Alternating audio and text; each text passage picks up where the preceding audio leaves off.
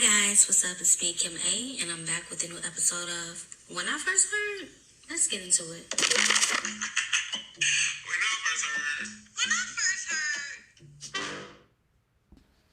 Baby, see you with another lady. Just let me out. Baby, I just have to go.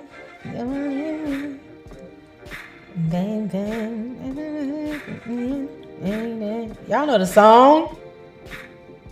This group, I just mentioned this group on my last podcast, which is crazy, but today, wait, how rude of me.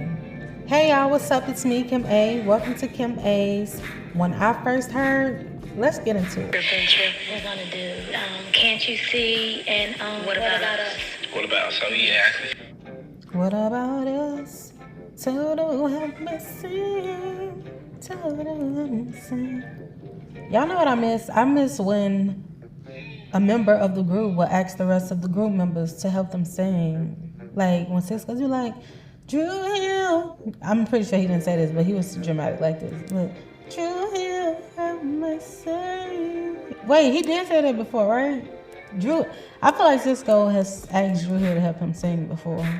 But I miss when artists used to do that. And I just feel like it was a vibe in the song, like they having a kumbaya moment, like help me, like on the best man that I can be. What can I do? They was really helping them be the best man that they could be. Did y'all see the way they was helping each other, singing them words like that? Like, people don't unite like that on records no more, and I miss that. So back to the song. I'm talking about one of my favorite groups, and I just said this the other day. I feel like they don't get enough credit, and I feel like I was one of them people who slept on them, but I was also young, and I feel like I didn't pick up on them like how I picked up on TLC or Destiny's Child. I mean, don't get me wrong, I loved Total back then, I really did, but I feel like I didn't take enough time to listen to all of their music outside of the commercial hits. But they really have some bops. Like, I really love Total as a group. Their like sound, their voices just like meshed so well together to me, and I love that about them. And I feel like they remind me so much of the 90s and early 2000s for the vibe of the way that they sing, if that makes sense. I just feel like for me not to know like a lot of their songs back then, like I didn't know that was them on a lot of the songs, like on a lot of the Bad Boy songs and stuff. I always can tell that it was the same person. Like, I'm like, oh, that voice sound familiar, but I never looked into it. Like dang, that was Total on Juicy. I never knew that. And that's one of Biggie Small's biggest songs. And I feel so embarrassed not to know that. Like, I recently learned that Total was on the track for that. And I'm like, well, it makes sense. Duh, Bad Boy. But, yeah. Let me get into the song. This is Total's What About Us? One of the biggest, and you know what's crazy? I said I was gonna stop saying so much. I was editing my podcast, and I had to edit out like 20 ums. Like, if you had to take a shot for every time I said you're gonna need to go to the emergency room. I said so many times, and like oh my god, like, and I'm pretty sure I'm gonna say it again. So excuse me, y'all. I know I said a lot, and I try to catch myself, but sometimes it be catching me and it slips away. Okay. See, there we go. Sorry. Total. Signed to Bad Boys. One of Biggie Bad Boys. Scratch the S. Signed to Bad Boy. One of Biggie's. Scratch the Biggie. Signed to Bad Boys.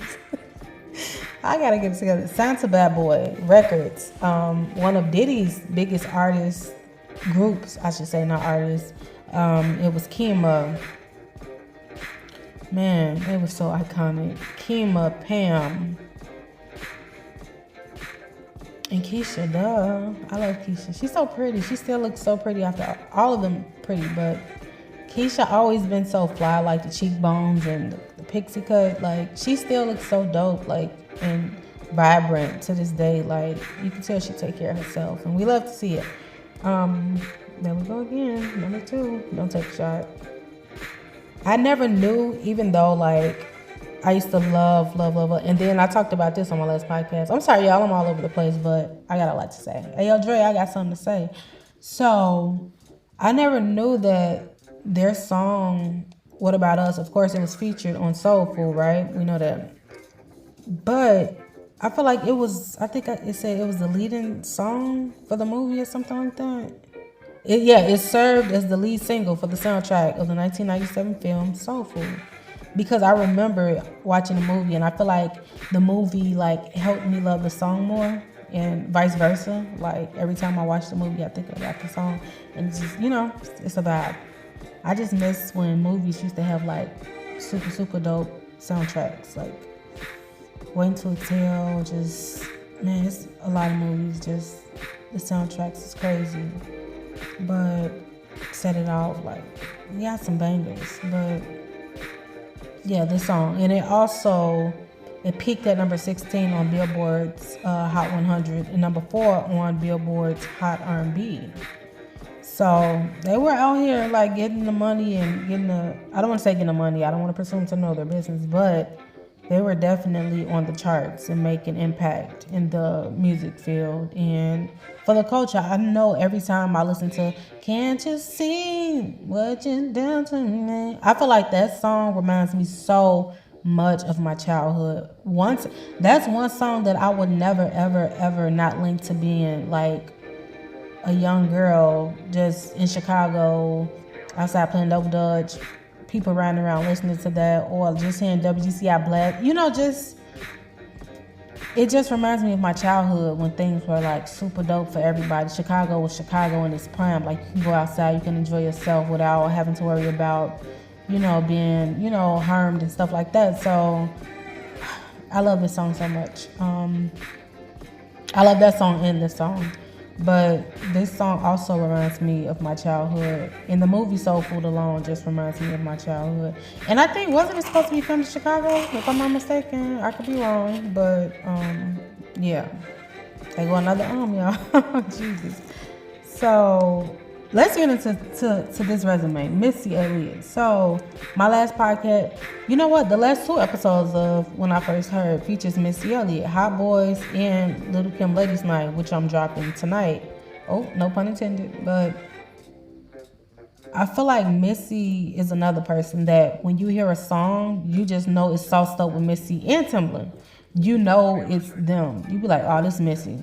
Now I feel like every time I hear like a baby or something, not just a baby, but like a unique sound in the back of a song, I know when it's a Timbaland production. Like the random baby on Aaliyah's Are You That Somebody, and I forgot what song I was just listening to, and I looked it up and it was like Timbaland produced it, and I was like, you know what, it makes sense. He always has like this random like thing that works, but you can't get it. Oh, I think it was Jay-Z, Big Pimpin', that flute and that doo-doo-doo-doo. I think, if I'm not mistaken, I think it was Jay-Z's Big Pimpin'. I never knew Timbaland was behind that song. But I'm like, it makes sense because Timbaland has that ear for that unique whatever he throws on that song. Like, it could be a beat, a whistle, a beatbox.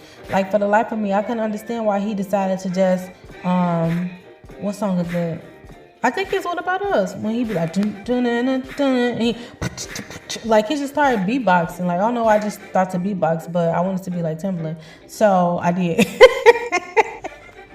Excuse me, I'm in my mood. So yeah, I just feel like things were so timeless back then. It just made so much sense, and the music connected. And here's the thing. I was just telling Ro this. Shout out to Ro. Shout out to you. So I was just telling Ro, like, I feel like nowadays and this is not for everybody. This is just how I feel as a generalized type situation.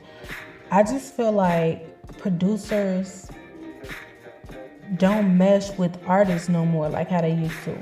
Like, I feel like back in the day, they actually had friendships, and it made the song so much better because when they get in the studio, they're going to create magic. Because it's like, I love this person, and we making history together. We about to, like Quincy and Michael, like, we about to do the thing. Like, it's just crazy, like, how I feel like back then, it was a certain chemistry and respect that the artists had for, like, producers versus, even though, like, the labels were, like, hiring the producers back then to be with the artists, and sometimes, they became friends or whatever. But now I just feel like it's strictly like a paid thing. Like, hey, I'm going to pay the labels, and hey, I'm going to pay this producer to write you a song or to produce a song for you, and then you're just gonna go in the studio and sing it. Like, no, like, I want them to have a relationship. I want them to go to church together. I want them to go on, like, weekend trips and stuff. Like, I want that type of connection, because when they get in the studio, it's nothing but love. It ain't, oh, let me just make this song because I know it's going to be a bop. It's going to be a TikTok bop. No, we making history. We need more people to want to make history. I don't want somebody to make TikTok. TikTok, don't get me wrong, TikTok is amazing. I wish to be viral on TikTok for something amazing, okay? But I feel like we need history makers. Hitmaker, come on, Hitmakers. He makes some bops too. Like, let's do this. Like, we could do this. I believe in us as a culture. Like, we've done it. You know what I'm saying? Like, we've done it. We are the music industry, okay? And that's real talk. Like, shout out to everybody, but Black people, you've done so much for music, and it's like amazing. We've inspired so many people, and to know where we've come from. They tried to end hip hop. Like, it's just like, what?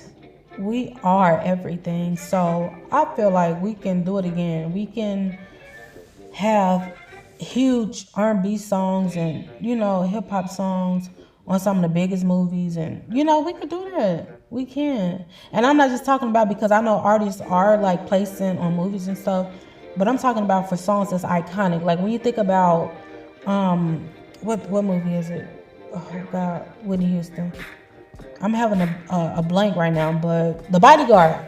When I think about I Will Always Love You, I think about The Bodyguard. Like, that was monumental. You get what I'm saying? When Brandy dropped Sitting Up in My Room and Babyface, and, you know, they put it on the Waiting to Exhale soundtrack. That was iconic. Do y'all see what Brandy did for the chart? Like, with the charts with that song? Brandy, Donald is downstairs. What's his name? Donald or Ronald? Donald is, I forgot. JC, you know. But you think about moments in the culture with music and movies at the same time. When I think about Jay-Z, Bounce With Me, I think about Rush Hour.